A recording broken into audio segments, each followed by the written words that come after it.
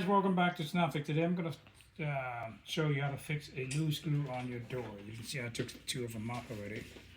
So if you go in there, if I try to take them off, you see it just spin. It doesn't do anything because the screw is actually loose in there. So what we have to do is kind of have to nug it, to make it come out. See that? That's coming out. Here we go. Drop one on the floor. Just make sure you don't step on it. Alright, so what you want to do is get a toothpick or some shim that you have, or just loose scrap wood that you have laying around. Cut it to here. What I have here, I have it in small pieces here. Just cut into a shape of, this shape. To kind of point and so that you can pound that in there. So that's what I'm going to do. I'm just going to shove it in there. And I'm going to break it. And then if it's too big, you just kind of have it, until you fully have a bunch of them in there. And you get a hammer.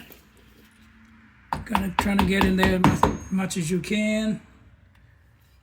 I think this one's a little big, so I'm going to use a scissor. I'm going to cut a little smaller piece. And then I'm going to pound it in again. So I'm going to keep pounding it in. So I'm going to just do one to show you guys how easy it is to do and quickly. And that one side's go straight. Alright, I think that's good enough. Check this out. I'm going to put back the screw and you're going to see how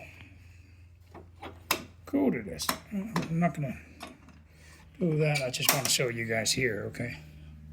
Really quick. And you can see there. See, now it's very tight. You can hear that? See, now you can take it out. It's very easy. So that's how it goes. Okay, that's fairly easy. Hope you liked the video. And thanks for watching. If you don't forget to subscribe if you haven't done so for more videos. And I'll see you next time.